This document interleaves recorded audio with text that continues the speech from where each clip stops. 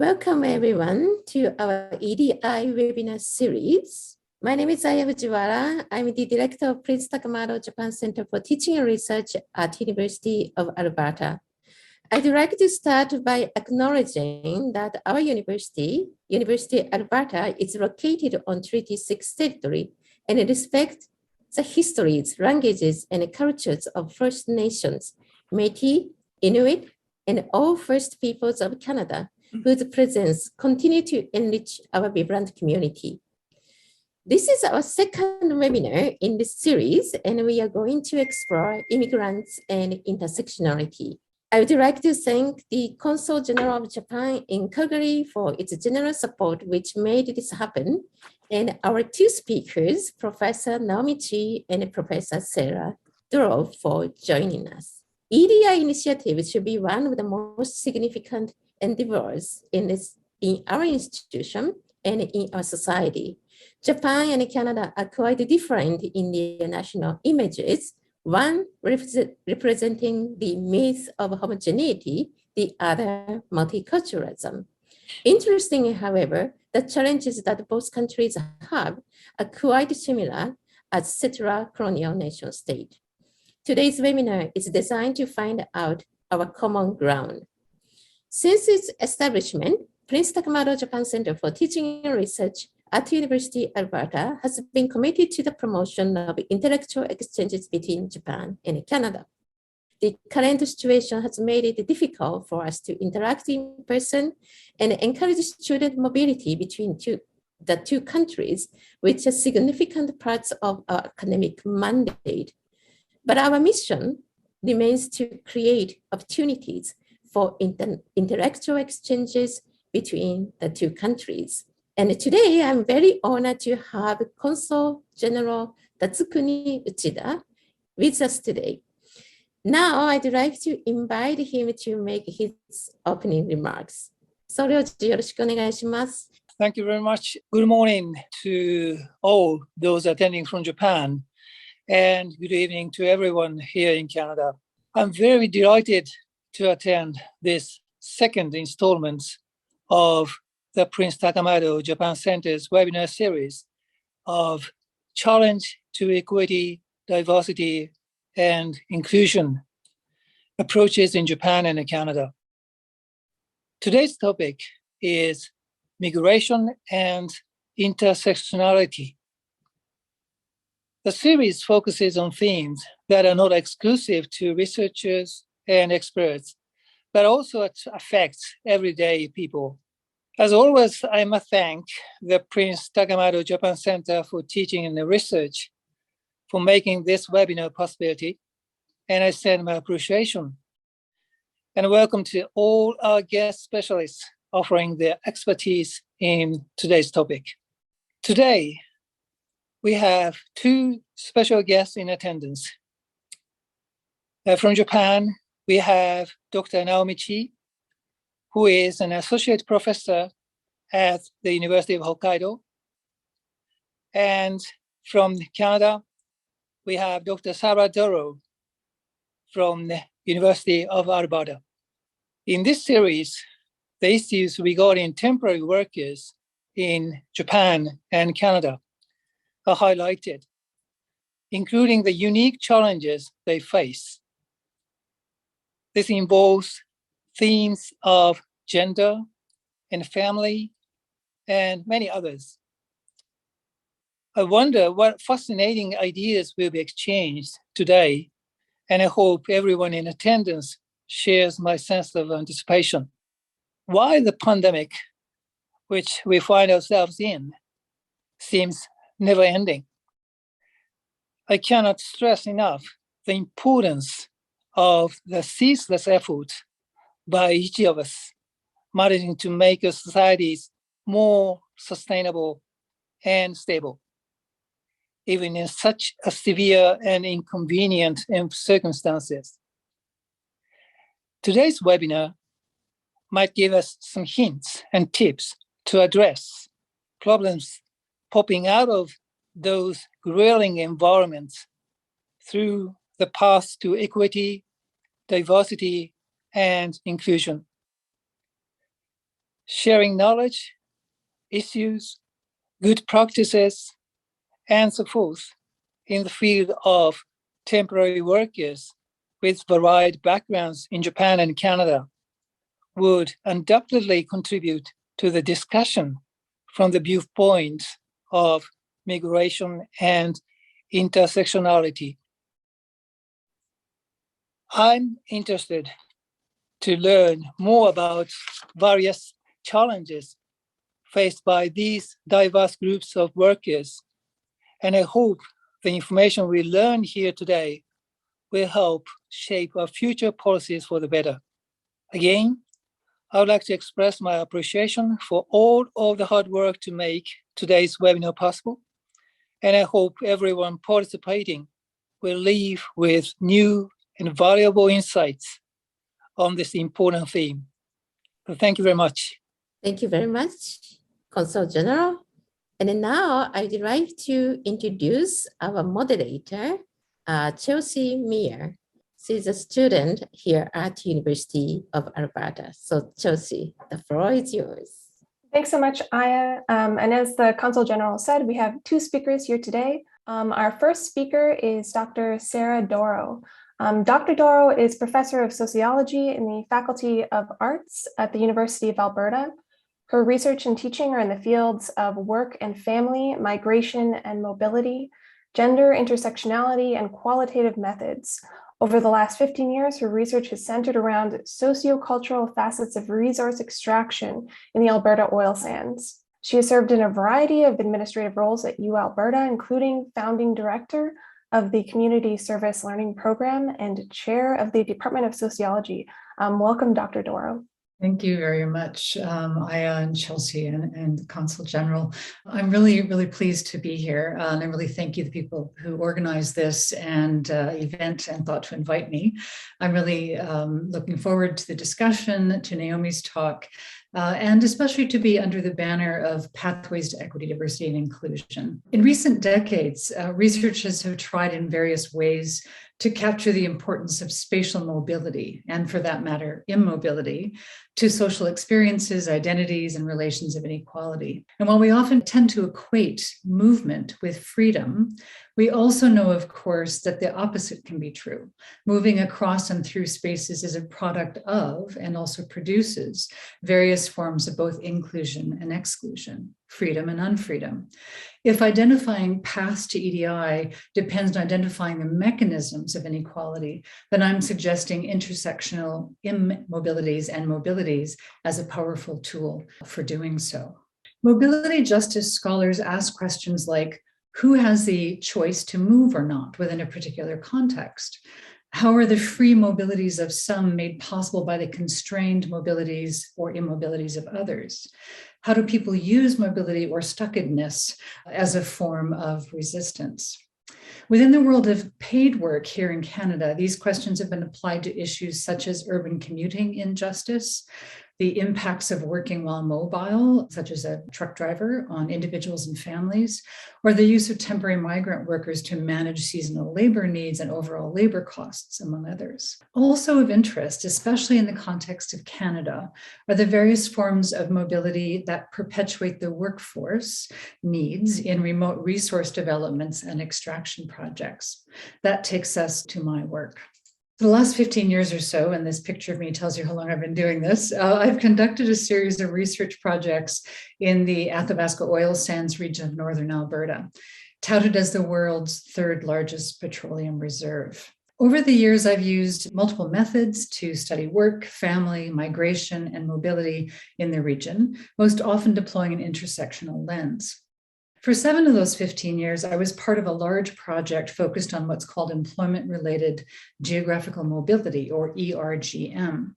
Within the context of the oil sands and other resource zones, ERGM is fundamental to the very fabric of life, given high in and out migration, high worker turnover, rapid fluctuations of labor needs across boom and bust in the commodity prices, et cetera. But the list goes on, as you will see.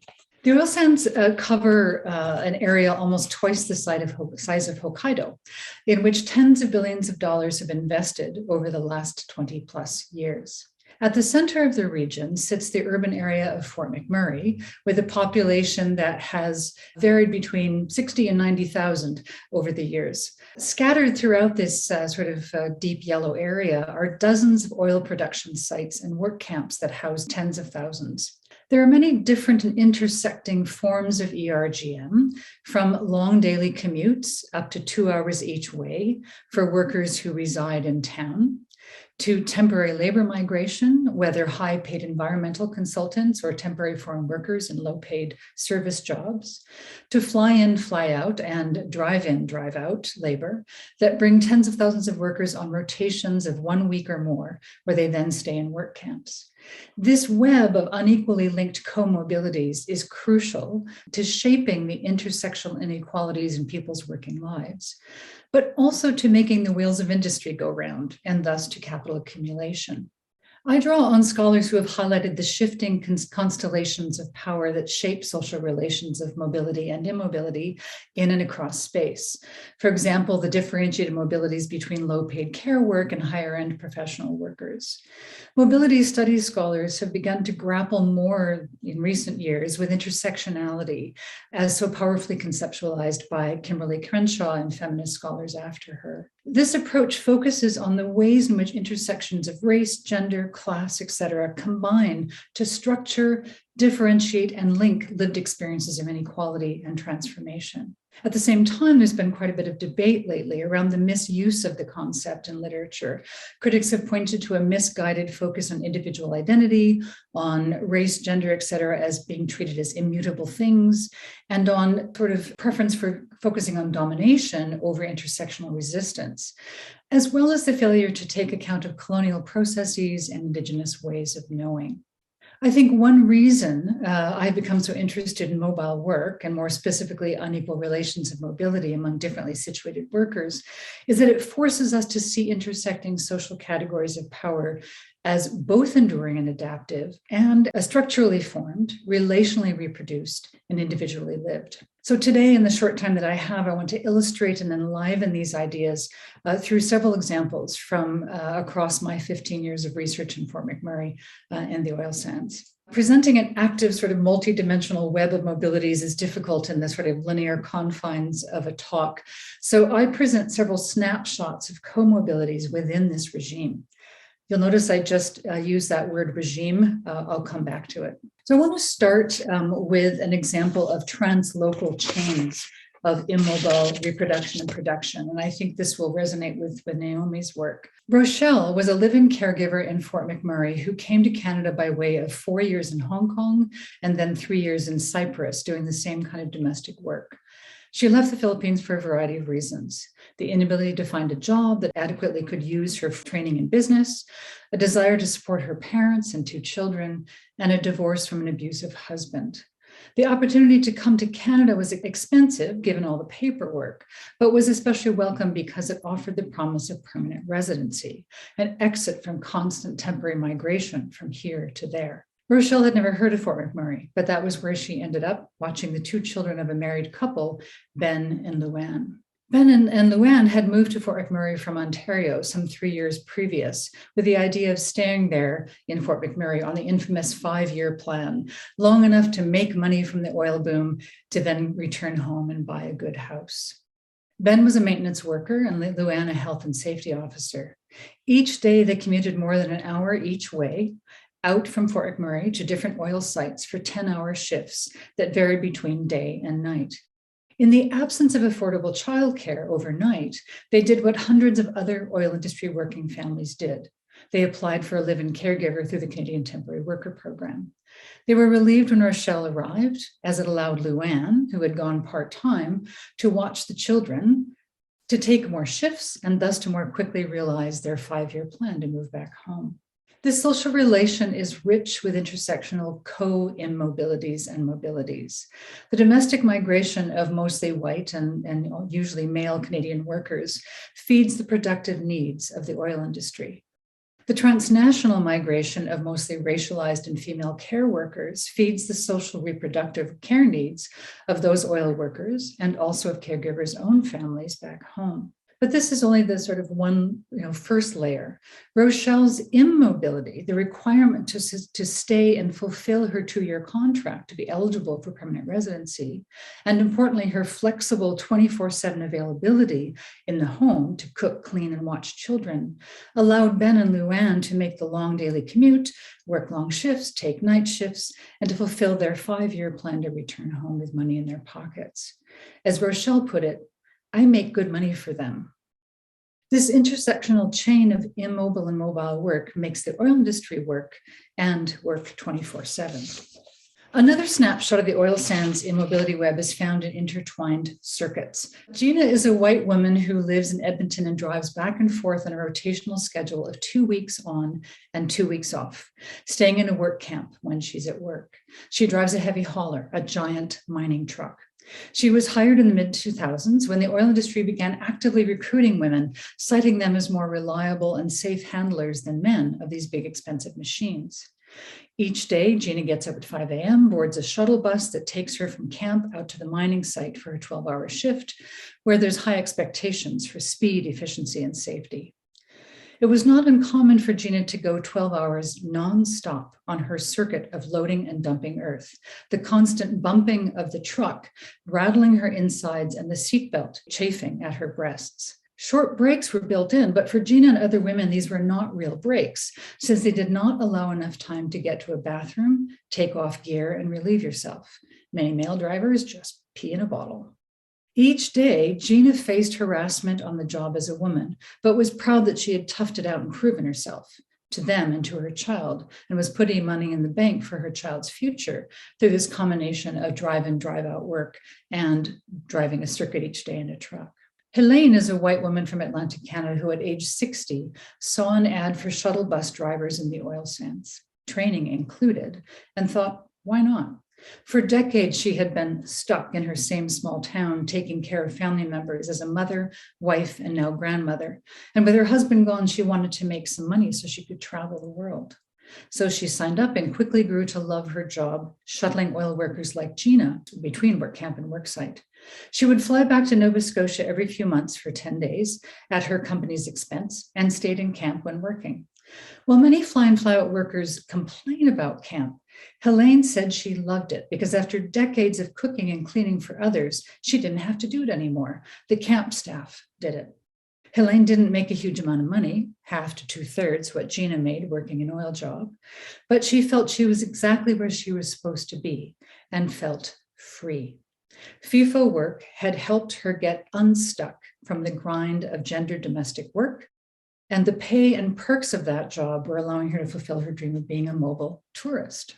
These women's similar kind of mobility, driving a truck and both being fly in, fly out, drive in, drive out, plus both of them being immobilized in camp and also in their respective vehicles, are fuel for the oil industry. At the same time, there are intersectional differentiations and links between these two white female workers. This isn't just a matter of pay. Mobility is freedom for Helene more than Gina because of different gendered points in the life course. And what's more, her recruitment as a shuttle bus driver coincided with a period when brown Muslim immigrant drivers were not being hired or were being let go by a large transportation company. In terms of intersectional linkages, these women share a reliance on the racialized women and men who clean their work camp, many of them temporary foreign workers, in order to capitalize on their own mobile work. My third and final example is a snapshot of comorbilities. It takes a somewhat different turn in focusing on erased and displaced histories of mobility. Jamal runs a variety store in Fort McMurray. His mother moved there from Edmonton in the 1970s oil boom, and there he was born. But he traces his roots back further, pointing out that the first Lebanese came here in the early 20th century, working on the fur trade along the Athabasca River, and that Fort McMurray's mosque was started by Lebanese immigrants, including a distant relative of his. His and other family businesses have ridden the waves of boom and bust in this oil-dependent city, struggling with either no business in times of low oil prices or struggling with too much business but not enough staff during times of high oil prices as people leave retail jobs for higher paying jobs in the oil patch. Jamal thinks of Fort McMurray as home, but feels he is still often seen as an outsider. There are no streets or public entities named after early Lebanese settlers.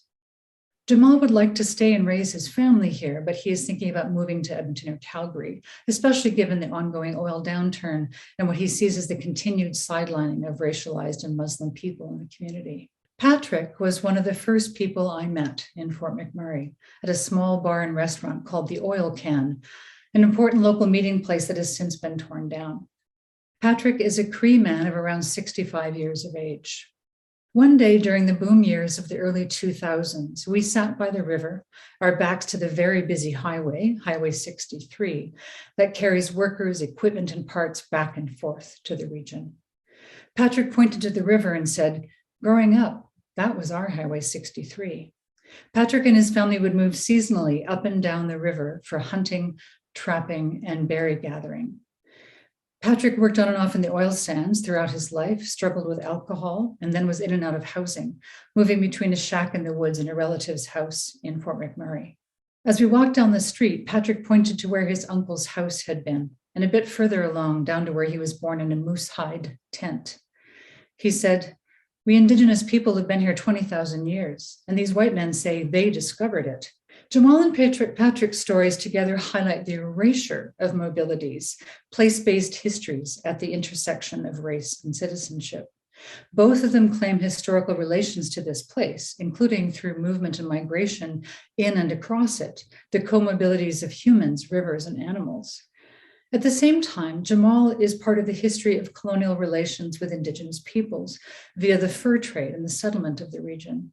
His own family's history of mobility is both integrated with and clashes with that of Patrick's. I once heard a city administrator in Fort McMurray say that this land was empty before the oil industry came and gave it value because no Indigenous people had permanently settled there. The oil industry's dispossession of this land requires, to some degree, a denial and erasure of the histories of mobilities that have been and are lived there, which in turn enables the new forms of mobile and immobile work needed for oil development. While not close to a complete picture, I hope these snapshots help bring to light the different facets of mobile and immobile work that intersectionally underwrite extractive capital. I earlier used the term mobility regime. This concept highlights the relations of power that define how different mobilities get connected to each other and thereby bind unequally positioned workers and people to each other within broader gendered, raced, and class relations of capital. I have focused here on inequalities, but those intersections are also sites of resistance and potential change in the mobility regime. I want to take a moment to provide a couple of examples of resistance or transformation from my fieldwork, however small. I have met a number of live-in caregivers who, recognizing how indispensable they are to the lucrative mobile work of their bosses, have built strong social networks that respond to the particular and sometimes desperate care needs of oil workers. These networks have paved the way for these caregivers to stay in Fort McMurray at the end of their 2-year term as live-in caregivers and start childcare and cleaning businesses that allowed them to sponsor and support their own families. They had turned immobilization into claiming an independent place in a highly mobile community.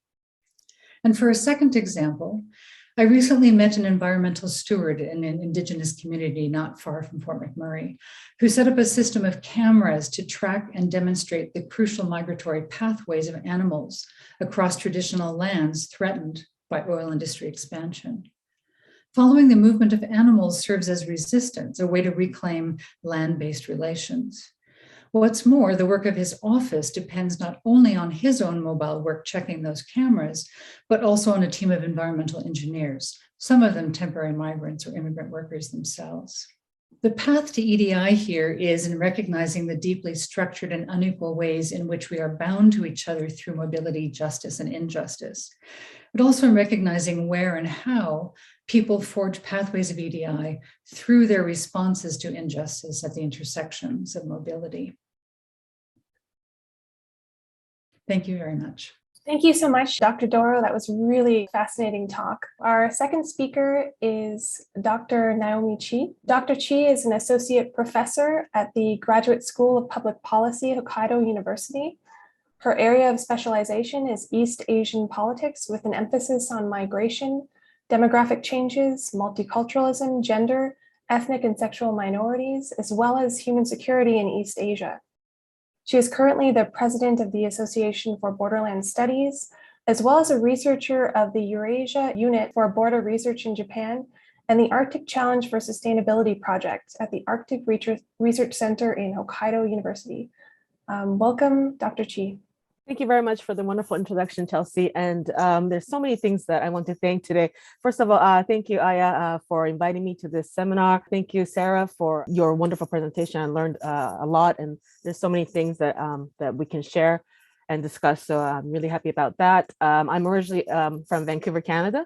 I was born and raised there, and I'm working as a migrant worker here in Hokkaido. So our university, Hokkaido University, has partnership with the University of Alberta. And so for various reasons, I'm very, very happy to be here and very thankful for the invitation. Today, I'm going to be focusing on migrant domestic and care workers in Japan. I work on migration in general in Japan. I would focus on domestic and care workers in Japan. I'm going to very basically explore the background and various pull factors of feminization of migration in Japan. I will also examine the conditions and challenges of migrant domestic and care workers here in Japan, and then I will give my tentative observations on how cultural and institutional factors determine national policies, especially towards care and migration. Feminization of migration is not only a phenomenon in Japan, but it is in East Asia. When I say East Asia, I mean Japan, South Korea, Taiwan, Hong Kong, Singapore. Of course, the reason is because of the rapid economic growth and industrialization that Japan and the newly industrialized countries have experienced. In these East Asian countries, women's high education and participation in the labor market is also what is bringing in women from developing countries to fill in the gap that is being experienced in East Asian countries. In 1980s in Japan, we had an influx of marriage migrants. Many women from South Korea, also from China, came to marry Japanese men in the rural areas. In the 2000s, we have women coming to Japan as domestic workers and also care workers. I won't be speaking about marriage migrants, but if you do have any questions, please do ask me.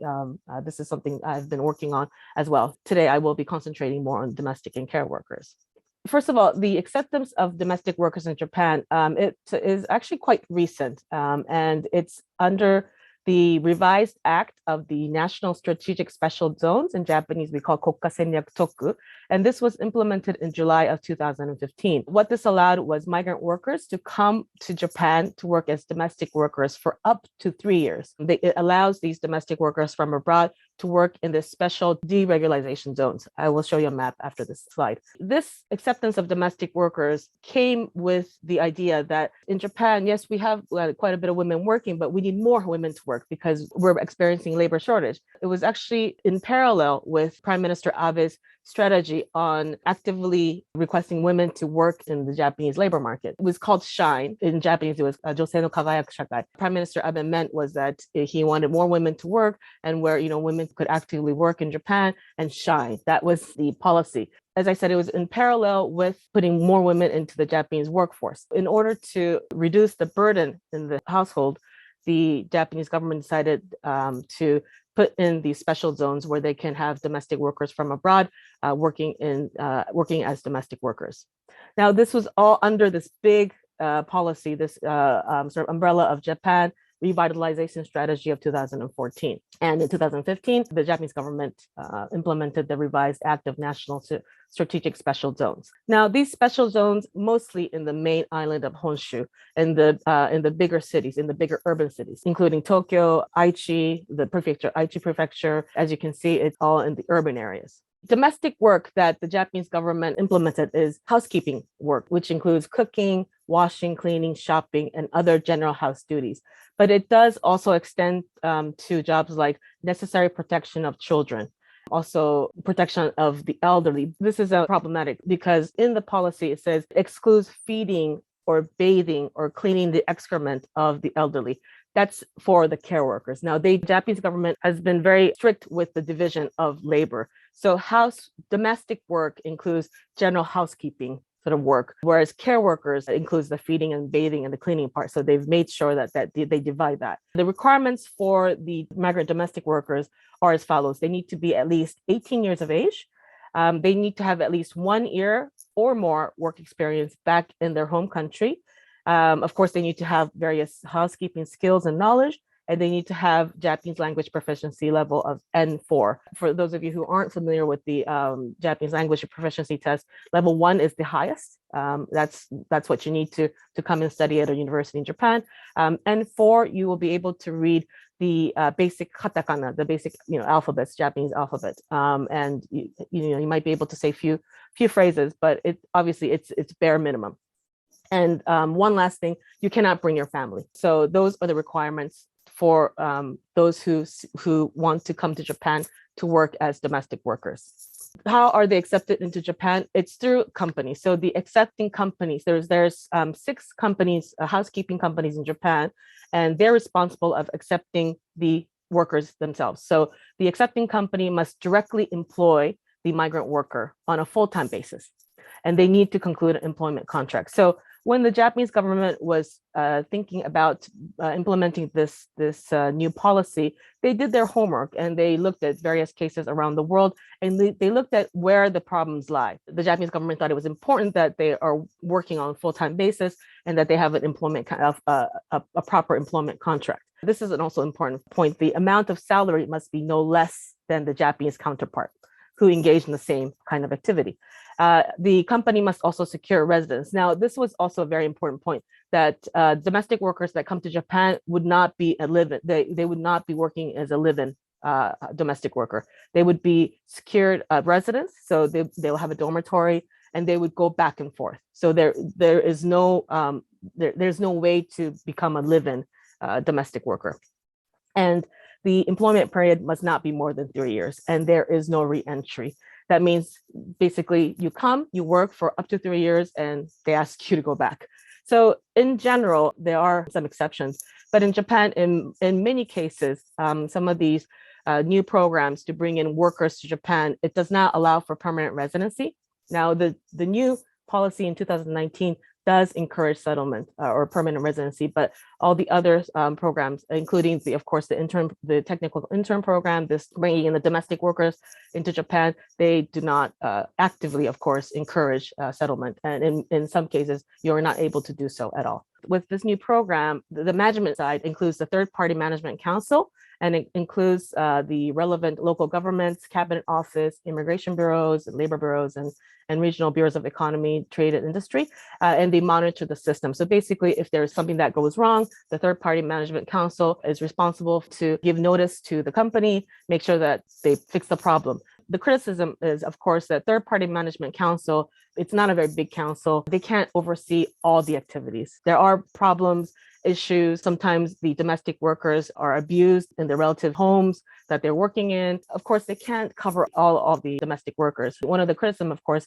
is to increase the number of people working in the third-party management council so that they can oversee the entire program. So it looks kind of like this. The household asks the company to hire a domestic worker. The accepting company has to employ the domestic worker directly, and they have to have a proper contract, and they have to provide residence, and they have to provide a proper contract. And then the accepting companies is always in communication with the management council, make sure they report back to them, and the management council also oversees the activities, make sure nothing is going wrong or there's no problems. This is my simple version of how it works. This is the government version, but it's too much to read, and so I've kind of made it a bit more simple for the audience. This is how it kind of looks like.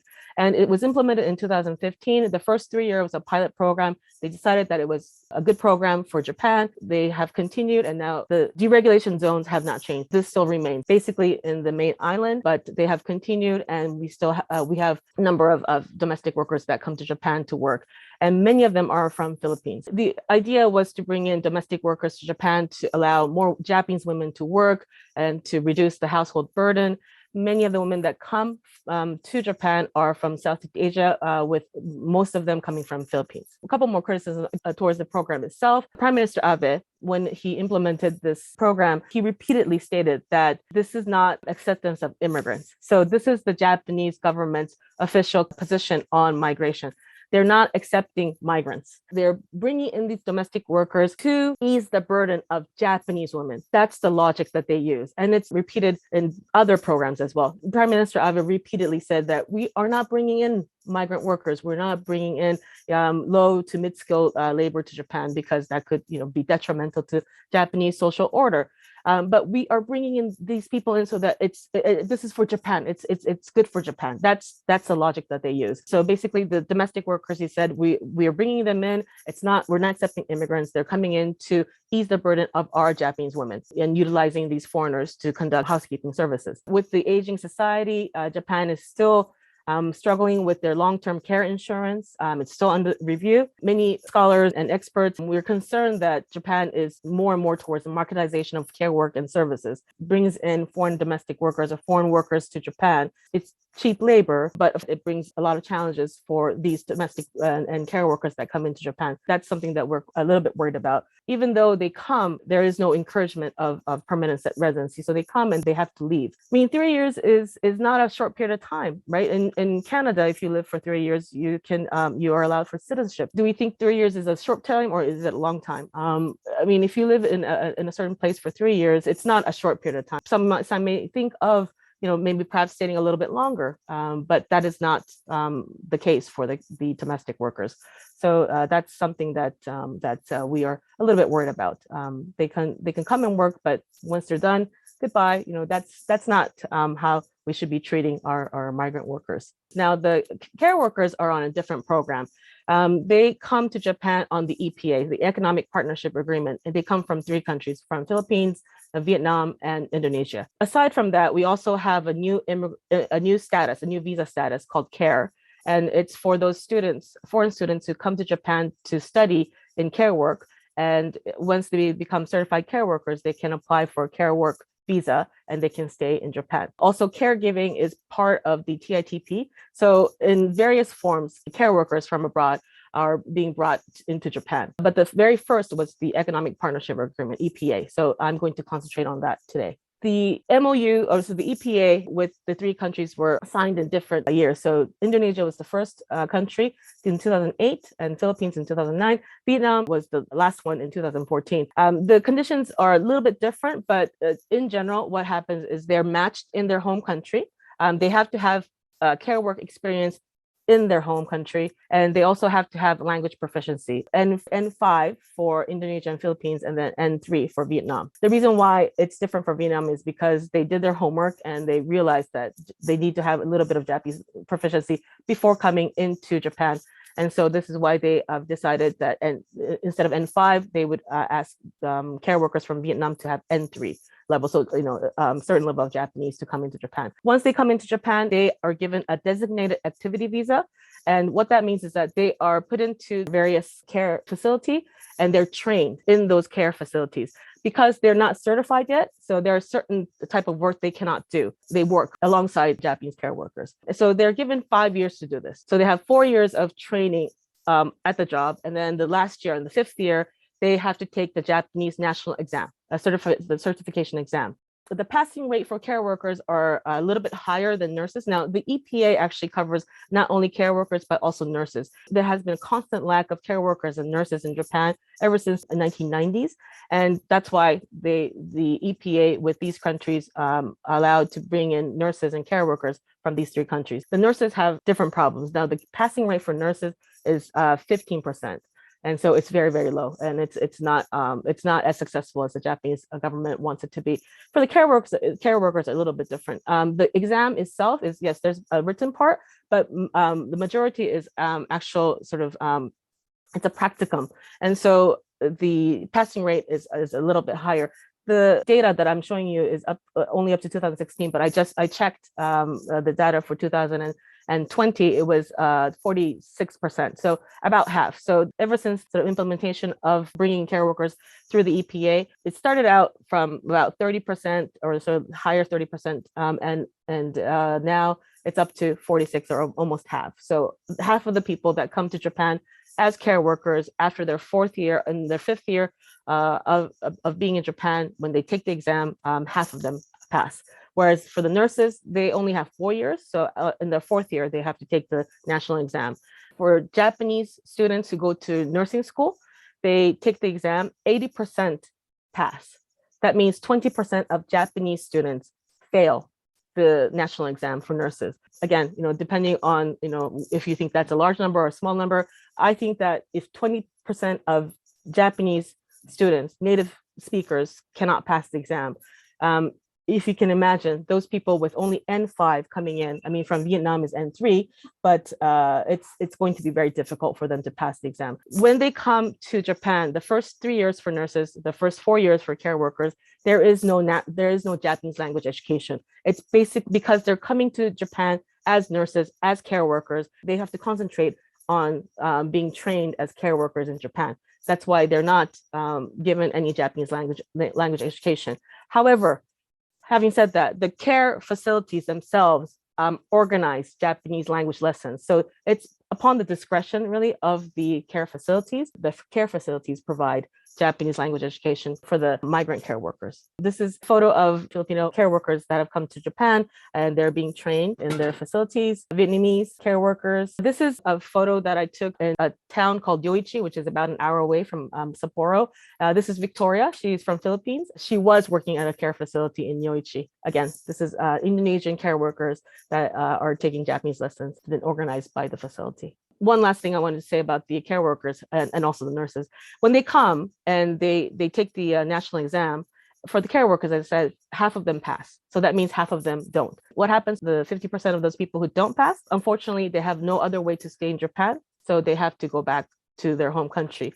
Now, because they're not certified in the first 4 years that come to Japan, their work is not recognized back home. Even if they try to go back and work in care work back home, sometimes they're not reemployed because they say, well, you haven't been working as a certified care worker in Japan, and they have to be certified in their home country. So that makes it's tedious and it takes time to get recertified. They end up without a job, even though they're back home. Lately, from my field study, many of them seek to go to a third country. So Middle Eastern countries like Israel and also Dubai, they're accepting care workers because they're also an aging society. They are a little bit more sort of loose in terms of certification. Once they fail the exam, instead of going back home, they go to Dubai, they go to Israel to seek for jobs because they pay well. There's jobs there. There are some support organizations. Local governments do have some support. NGOs are becoming more active. There are also government institutions that are there to support them. But I would say it's not enough. Lastly, this is something Sarah also covered about mobility and immobility. Yes, pre-COVID, they were able to move back and forth. The care workers would come to Japan. They would sometimes return back home for a couple of days. But with mobility, again, there is also immobility. And when they don't pass the exam, they have no choice but to go home, but they have sought other ways. It's about survival. So they try to come up with new ways to survive. And now they're going to a third country like Dubai, to Israel, to make a living. But with mobility, yes, there's always the idea that it comes with immobility as well. Many people have argued that this bringing in care workers and not only care workers, but domestic workers, but TITP, that interns, is a more modern version of human trafficking. But is it human trafficking, or do we respect their agency? Of course, there's politics of inclusion. Many of these care workers, when they come to Japan, when they are working in their various care facilities, sometimes they run into problems like the Japanese elderly. It's because they're afraid, because they're not Japanese. Sometimes they can't speak Japanese, so they can't have a conversation. So they're a little bit afraid. So they don't like Victoria. When I interviewed her, she said, "Yeah, when I first came, one of the obachans said, don't touch me. I don't want you to touch me." And because care work is about emotion. It's emotional work. If the person who's being cared for is not comfortable, then it becomes problematic. She said that the first couple of months were really difficult. She couldn't do anything because they wouldn't let her do anything because they were afraid of her. And also the idea of justice and caring. Now, the reason why there is a lack of nurses and lack of care workers in Japan in general is because because in Japan, care work and nurses don't get paid well. So there's always this constant lack. But of course, care is very, very important, especially in an aging society like in Japan. I think two things have to happen. One, we need to increase the wages for Japanese care workers and nurses, but also it's important that we also take care of the migrant workers that come to Japan. They're coming all the way to care for our elderly here in Japan. The Japanese government did their homework, and they tried to provide support, and they for the domestic workers, they decided, there's so much problem with live-in domestic workers, so we will make sure that they have their proper residence. So the Japanese government did their share, but there's much more work to do. So with that, I will finish my presentation. Thank you so much, Naomi. Again, a really fascinating topic, and I'm very excited to explore some of the points of connection between your work and Sarah's. And especially, as you pointed out, this tension between mobility and immobility and work. So I'm going to take some questions from the audience, but first, I have a couple to kick us off. So my first question actually is for Sarah. Non-locals might be surprised to know that Fort McMurray is actually surprisingly diverse. Dr. Doro, can you talk a little bit about the intersection of communities who live and work in Fort Mac? And what does this concept of community mean in the context of a resource town like Fort Mac, with both diversity and very high rates of mobility and migration? That's a big question. I'll try to touch on a few points. I mean, one is that, especially during the boom years in the early part of the 21st century, up until about 2015 or so, Fort McMurray grew to be a city of, depends on if you count the so-called shadow population, the mobile population of fly-in, fly-out workers, of anywhere from 70 to 100,000 people. And it had been just 35,000 at the beginning of the 21st century. And as it did so, it also became more diverse. At one point, there were 85 languages spoken in Fort McMurray, quite a crossroads of people, and quite a few from East Asia, South Asia, either direct from or descendants of immigrants, but also quite a few from Atlantic Canada and other provinces. So really a cross-section of people. But I think what gets really interesting is what that means for being in a remote resource community and with high mobility, as you point out. So being in a remote place can compound sort of the sense of having community or not. Also, the fact that increasingly there were environmental sort of eyes on Fort McMurray in that part of its history. And so a lot of defensiveness around how you're going to read who we are, and are you with us or against us? And so there's a lot going on in that sense of community in that place. I was thinking, as you were asking the question, about actually one of the few Japanese Canadian people I talked to in Fort McMurray who felt quite alone because there were very few Japanese Canadian people there. And so there just wasn't enough of a kind of a critical mass to feel like she had a community. She didn't feel like she could really connect in, and she didn't have family or anything, right? At the same time, that high mobility over time means that those who call Fort McMurray home in various ways are sort of assigning various mobilities as good and bad for the community. And so fly-in, fly-out workers, were really being villainized when I was first there, vilified. They were the people who threw their coffee cup out the window and didn't care about this place, right? They were just there to make money and leave. Live-in caregivers who decided to stay in Fort McMurray and really and be part of the community. This was a good mobility, right? And so there are ways in which, right, mobility and migration become really both symbolically and materially important to how people create community and the boundaries of community over time. That's a really kind of high level response, but otherwise I have to get into too many details. So no, thank you so much. That's really fascinating. And I really appreciate these glimpses of different identities and communities that you gave us in your talk. Was really interesting. And I think the subject of identity and identity formation, I want to ask you, Naomi, about Japanese identity and how it's being reformulated. So Japan has been described as being the only developed country without an official immigration policy. So Dr. Chi, can you explain a bit more of the significance of Japan's new policy changes, which I think came into effect in 2019? So does Japan have a word for multiculturalism as we understand it in Canada? And how does that concept translate or not? Right after the policy was implemented, COVID-19 hit. So we're not really sure whether it's moving in the right direction. But as I mentioned, the 2019 policy is different. So the Japanese government, for the first time in history, admitted that they are bringing in low to mid-skilled workers, and that they're going to bring them into, again, the logic is still the same, that, to benefit Japan, because we're lacking in labor with the aging society.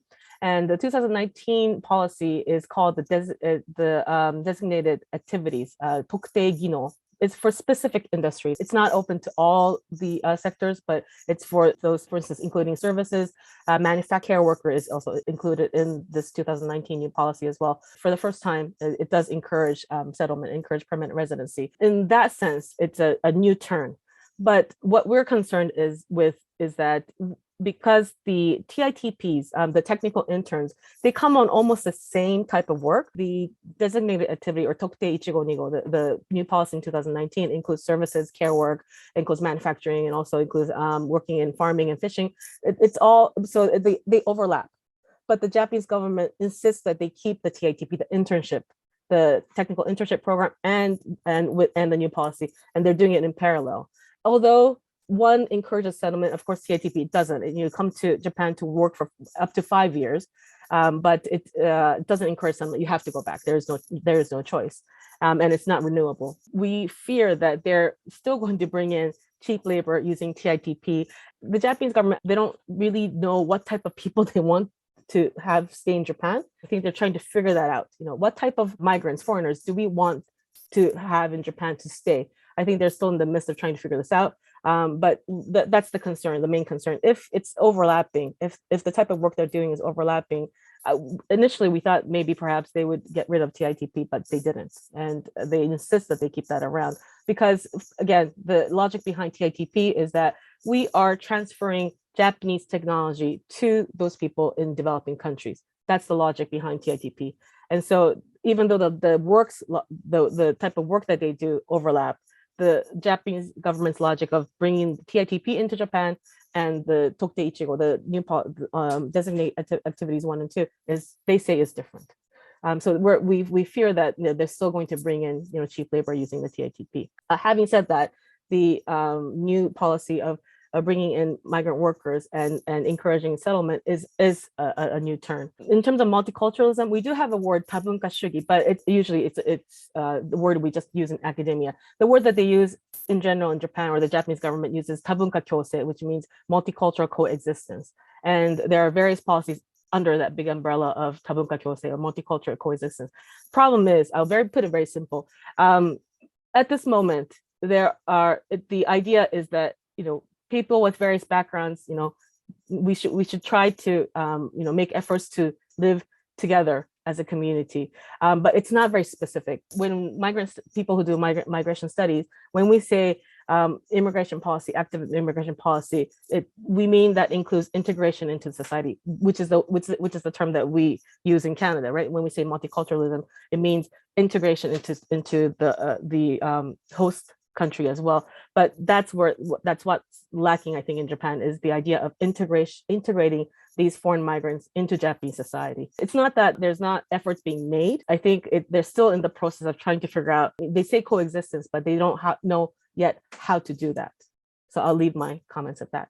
I'm going to turn now to a few audience questions. We have a bunch. One interesting question comes from Tuesday Young. So Tuesday is asking about the impact of natural disasters like a tsunami on mobile work. And I think we could, even think about the impact of disasters related to climate change. Fort Mac, of course, was affected by fires not too long ago, and we've experienced that in Western Canada. So I guess I could ask both of you about the impact of natural disasters and maybe also climate change on workers, I think moving both within Canada and internationally. Well, I'm happy to start actually with an example of live-in caregivers. And I've done quite a bit of research with caregivers in Fort McMurray as well. So Naomi, I wish we could talk all day about that, but it's so important. After the wildfire in 2016, and there was an evacuation of Fort McMurray, right? I mean, this was tens of thousands of people evacuated and had to go be living in hotels or with friends or with, in stadiums. And of course, this included temporary foreign workers and living caregivers, some of whom were evacuated with their families. the families that they worked for, I should say. In some of those cases, the sort of space for abuse where it was opened up because of this forced migration out of Fort McMurray, where living caregivers really had no choice but they didn't have anywhere else to go, some of them. And so they were still with the families they worked for, but not getting paid. And so they were staying in hotels or even with relatives. And in one case, I know of taking care of both the family that they had worked for and kids and the kids of their relatives, because they were staying with those relatives. And so these kind of abuses, right, of people who are in a forced migration or situation whose particular form of mobility is highly circumscribed by policy, right, and by citizenship status. It's a really important example, I think, of that. Another quick example of forced migration related to Fort McMurray that came up early in my research was there were concerns of the trafficking of sex workers from Edmonton up to Fort McMurray, or from other parts of Canada, who were in many cases themselves trafficked into Canada to kind of meet the so-called needs of the really large male workforce, right? That's really interesting. Naomi, do you have any other thoughts on impact of natural disasters on mobile and temporary workers? When COVID-19 hit in 2000, many of the migrant workers, including the domestic workers and other types of migrant workers, they were stuck in Japan. Unfortunately, they were the first ones to be, fired. They were the first ones to be laid off. Second were women. And so not only just temporary workers, migrant workers, but women were laid off. And especially those migrant workers that were working in Japan, they were stuck. They were literally stuck and they couldn't go anywhere because many of these people live in the dormitories that are provided by the companies. And so they had to leave. So they had no place to sleep. They were trying to seek for different work, but that didn't happen. Literally, they were stuck and they couldn't go anywhere. They couldn't go home. They couldn't make a living. One of the other things is that when something happens, like when a foreigner commits a petty crime, it's all over the news, and then people think now all foreigners in Japan are criminals. That's kind of another problem. That's another serious problem that we have here in Japan.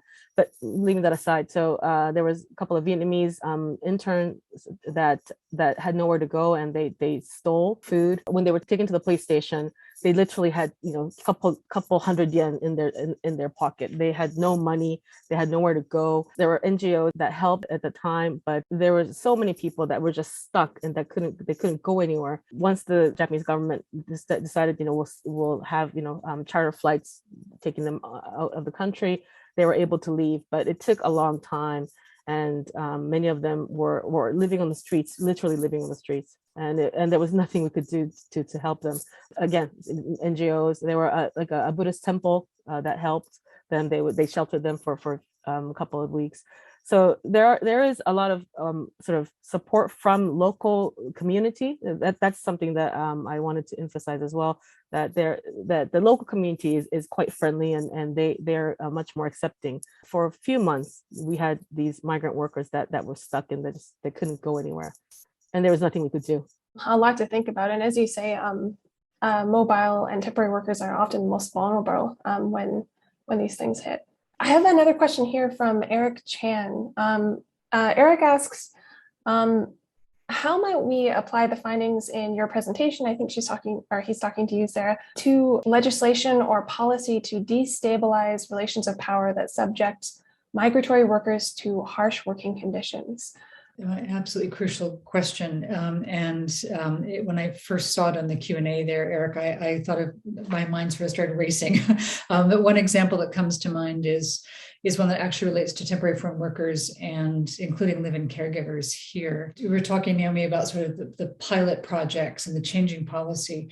One of the problems that temporary foreign workers and live-in caregivers face is a constant change in policy, actually. And so one of the things we can do is stabilize policy. I recently talked to a caregiver who, during COVID, because everything was slowed down, policies changed 3 times, and she had to redo her paperwork to sponsor her family 3 times in the space of 2 years. And it's a lot of work. So that sort of instability of the policies, and I would say the in-between times. We do not have good regulations for supporting people, where the regulations actually put them into these kind of precarious in-between moments between, for example, having a status as living caregiver and permanent residency. And those in-between times can be quite precarious. There's been a recent change in Canada that's actually really important, which is that for temporary foreign workers, and I don't know the details, so don't quote me on this, but that they can have their work permit does not tie them to their employer for the full time of their contract while they're here, of their visa while they're here. So they can actually change employers. So this is huge. That is a really important kind of change. But what we don't have, and this relates to Naomi's talk as well, is really good support for monitoring employer treatment of temporary foreign workers and caregivers. This has been an ongoing problem. We have decent policies, but not the money and the resources put into actually monitoring. And for living caregivers in Alberta, the Occupational Health and Safety Act had some revisions made to take into account domestic work, but did not have the teeth to actually put in place the monitoring, right, of how employers are treating domestic workers within the home. And so there's all these kinds of gaps that are really problematic. But I would also say that there are groups like Migrante here in Canada who have worked really hard through allyships and strong networks to push for policy change. And that is in some ways our greatest hope. Sarah kind of answered the question already, but yeah, it's true for Japan, is that because policy changes from time to time, and then when COVID-19 hit, people, those people who had visas that were up to, so say April 2020, they couldn't leave the country, so they had to make exceptions. It's exactly the same here in Japan. There's people that are, again, stuck literally in terms of policy as well. They don't know where they stand. Here also in Japan, we have quite a few NGOs and NPOs that have been that have done really good work. There's one that in Tokyo called POSE, which has a center. They have a separate sort of unit working on migrant workers, and they help not only just migrant workers, but they also help refugees as well. So we have Kurdish, sort of a pretty big Kurdish community in Tokyo. There's quite a bit of really good work done by NGOs and NPOs here in Japan. I'm not saying that the central government not doing anything, but things move slowly, of course, with the central government. It takes time to change policies and whatnot. The local governments are a little bit different. There are some local governments that do great work. Hokkaido actually relies quite a bit on TITPs, and also there's a lot of care workers, a lot of Vietnamese care workers that are working here in Hokkaido. Most of them work in smaller towns, in towns like Yoichi and Nikki and some of Kuron, Matsunai, some of these smaller towns. The local governments have built support systems for them. They have dormitories for them, and they check up on them. Just very recently, we had Seijin Shiki, the coming of age. There are a couple of young workers, migrant workers that were becoming 20. And so they had provided them with furisode, the kimonos. And so they do what they can to try to, make them feel at home and include them into their community. So I did have a question from Tammy Liu about the sustainability of these programs. Tammy sort of questions whether these programs are really sustainable since there's that need to constantly retrain people. And it relates, I think, to another question about whether these programs, which bring in caregiving workers, have actually had a noticeable impact on the female workforce in Japan. You're absolutely right. There's always constant flow of people. There's always sort of constant retraining. The reason why they set up the system so that they come for 5 years and they need to pass the exam. As for now, there's still really high demand of people wanting to come to Japan. So they're not in lack, right? So the Japanese, in terms of the Japanese government, there's no need to encourage settlement of those people that have come, because there's a line of people who are still wanting to come. The risk of encouraging settlement of foreigners versus the cost of retraining people, because there's still people that are wanting to come, the Japanese government feels that latter is better. That's why the programs are set up as such. The question about are more women working now, that's problematic. The numbers have not changed, not very much, but the number of domestic workers coming to Japan are increasing. So there is a demand for them. There's that bringing in results, more women working in Japan No, the simple answer is no. I think COVID-19 is also another factor. But in general, in Japan, more women work part-time than full-time. If you look at the numbers, very simply, 50% of women work in Japan. So if you look at the Japanese workforce, 50% are composed by women, but most of them work part-time. If you're working part-time, you don't really need domestic workers to work for you. So it's really the high earners, those professional couples that are probably requesting the domestic workers to come and help. The gender dynamics of mobile work is a really interesting, I think, point of connection between both of your work. Dr. Doro, you recently completed another study on mobile work and mental health. And in this study, you quote some really staggering statistics. Canadians say that work is their number one source of stress, for instance, and stress is also the most common workplace disability. I wanted to ask you, we've already talked a bit about the impact of disasters, but how has this current moment of the pandemic changed the way that we think about mental health in the workplace, especially when that workplace is far from home? And what is missing from that conversation? I think this is what both Naomi and I have been talking about today, including Naomi's references to the impacts of COVID on migrant workers, is a really important piece of this puzzle. It's hard enough in so-called normal times to understand mobile migrant work and to get good data and to organize and to make visible the experiences of migrant mobile workers. I think COVID has exacerbated that to some degree, but also exacerbated the mental health of mobile workers in all kinds of ways and migrant workers. We have a couple of examples from my own research. So fly in, fly out workers, from Atlantic Canada, who are facing lots of mental health issues from fly in, fly out work and being away from home for long periods of time, living in camp, living in a sometimes difficult work culture, or working in a difficult work culture. During COVID, sometimes stranded all the more for much longer periods of time because they were afraid to go home because they had young children that they didn't want to pass it on to, right? Some of them ended up driving many hours to get to work rather than fly because of the fear of contracting COVID by flying. This was earlier on in the pandemic. And so the ways in which their mobilities were either extended or made more dangerous had an impact on their health and mental health, and also just their mistrust of living in work camp, right? Work camps are places where they normally say, in normal times, say somebody sneezes, everybody gets a cold, because you're living, dwelling in this work camp space where everybody's sort of in close quarters. And during COVID, of course, that the fear of transmission being quite high, and that contributed also to anxiety and concern, and for families, for transmission to families. We can take that all the way through the chain of different mobilities, right, and the different ways in which of COVID both exposed and I think exacerbated, right?